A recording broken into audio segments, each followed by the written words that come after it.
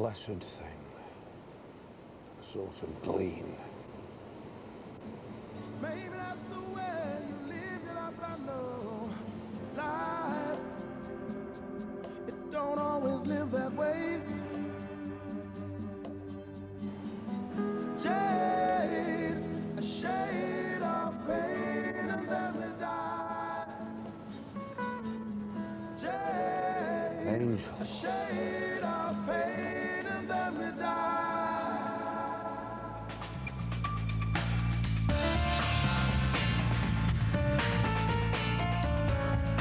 And there's an extra episode of City Central this week. Catch them again on Wednesday at 8 here on BBC One, and then back at the usual time next Saturday.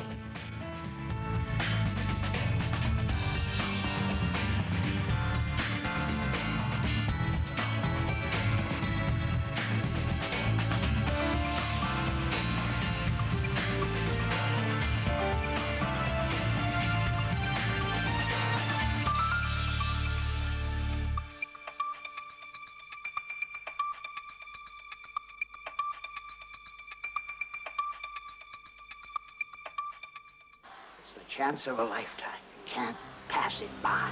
Saturday night is about to change. You want to fight the fight? Yeah, I'll fight the big fight. Saturday night on BBC One will be Rocky night. Tonight's our night, kid. He's the one and only. Saturday night, Rocky night. Do other fighters pound raw meat? No, I think I invented it. Round one starts in 20 minutes on BBC One. Now on BBC One, just before the news, an update on tonight's draws for the National Lottery. The 6 winning numbers for the main draw are confirmed as 7, 11, 18, 21, 25 and 44. And the bonus number is 28. Early indications show that there are 3 jackpot winners, each winning just over £1.6 million. And the National Lottery Thunderball numbers are confirmed as 1, 21, 25, 32 and 33. And the Thunderball itself is number 11. Endowments have been sold as golden eggs that will pay off the mortgage and provide a little more. He actually sort of twisted the words around to suit himself, to obviously to make us buy the policy. But something has gone badly wrong. Somebody's making a lot of money, and it's not us. Up to 3 million people could find their nest egg has turned to ashes. To my horror, it was £27,000 short. Panorama investigates endowment mortgages, Monday at 10 on BBC One.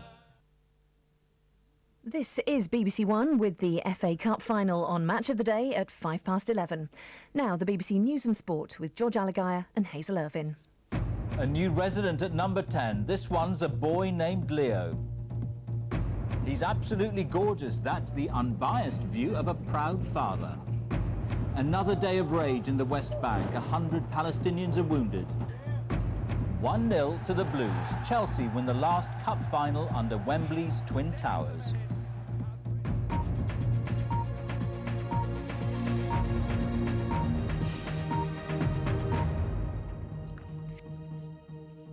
Good evening. A baby at Downing Street. That hasn't happened for 150 years. Cherie Blair gave birth to Leo a little after midnight and was back at number 10 just 3 hours later. Leo Blair, who weighed in at a healthy 6 pounds and 12 ounces, is named after his grandfather. The Queen and Prince Philip were among the first to send their best wishes. There are no pictures of baby Leo, at least not yet. The Prime Minister and Cherie Blair have asked for privacy. Gavin Hewitt has this report. All day, messages of congratulation have been arriving at Downing Street from the Queen, other political leaders and from the daughter of Tony Blair's Chief of Staff. Then it was left to the first Prime Minister in 150 years to become a father to describe what it was like attending the birth of his new son. It was quite a long labour in the end because it went on for quite a few hours, and you know, it is quite a struggle in the end for Cherie, and I think she's just relieved that it's all. She's sort of relieved it's over. You know, that's the main thing, and she's just resting now with the baby. But he's been really good. The Prime Minister, clutching a mug with pictures of his other children, said this birth had been a new experience for him. I missed my middle one because he came very early, but my eldest was, there were problems with, and my daughter was a cesarean, so this was the first time I'd seen the whole thing through, and it's quite a struggle, really, for Cherie. It had in the end been a natural birth, with Leo being born just after midnight. Within 3 hours, Tony Blair, his wife and new baby, could be glimpsed arriving back home in Downing Street. The windows of their vehicle had been covered with blankets to ensure this really was a private family event.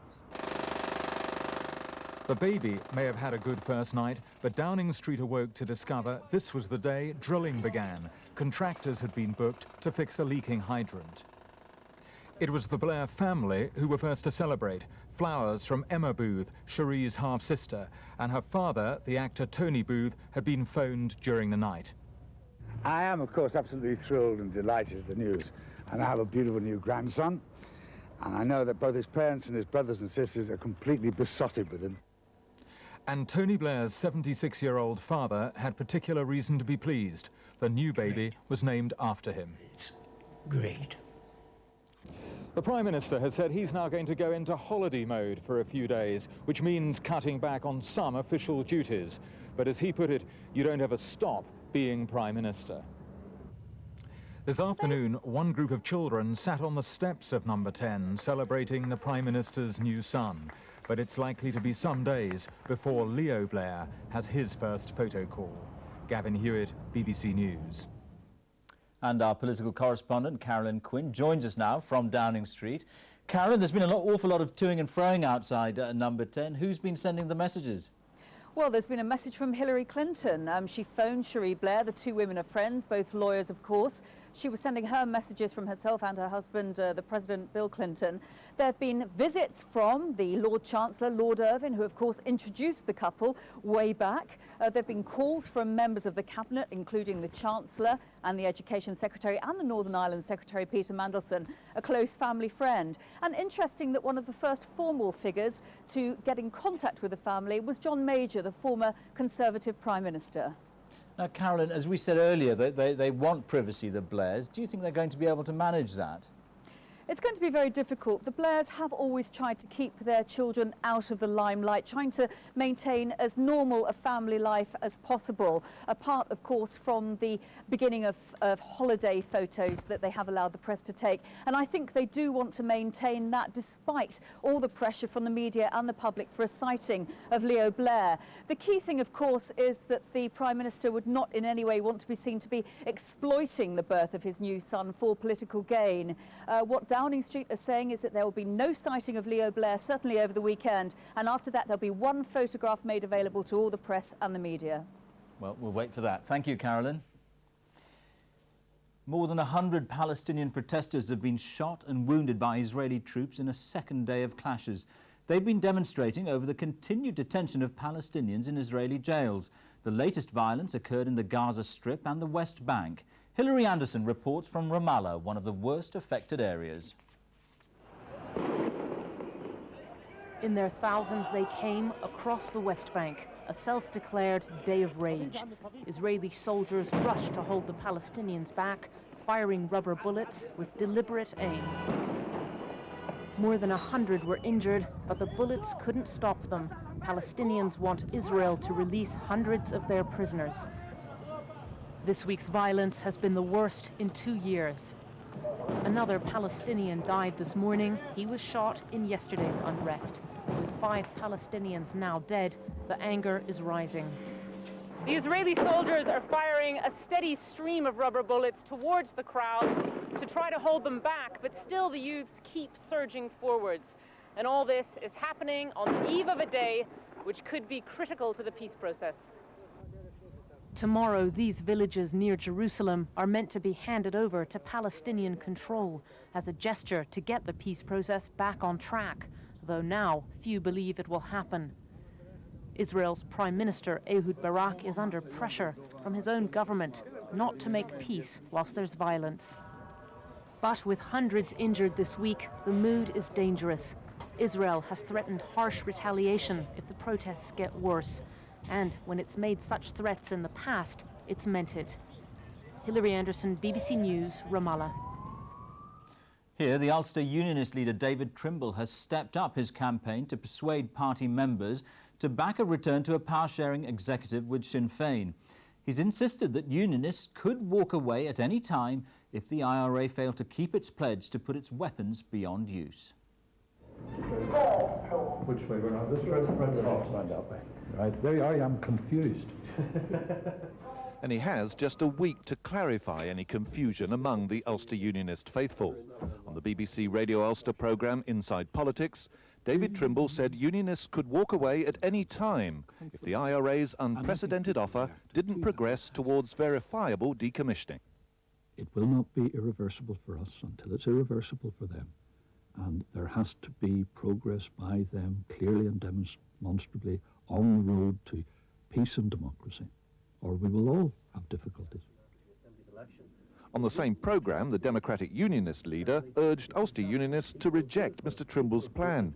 He said the IRA initiative was a con trick being forced on the British Prime Minister by the threat of renewed IRA violence. He's blackmailed, he's threatened that if he doesn't give in to the IRA, then there will be a recommencement of terrible bombing in the mainland. And he's scared out of his wits about that. And he'll give anything to the IRA to keep that from happening.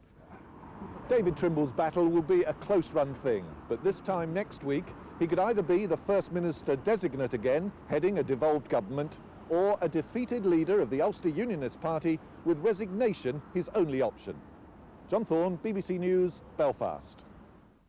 Heavy artillery has been flown into Sierra Leone to reinforce British forces on the ground. The situation in the country remains tense, with rebels still holding hundreds of United Nations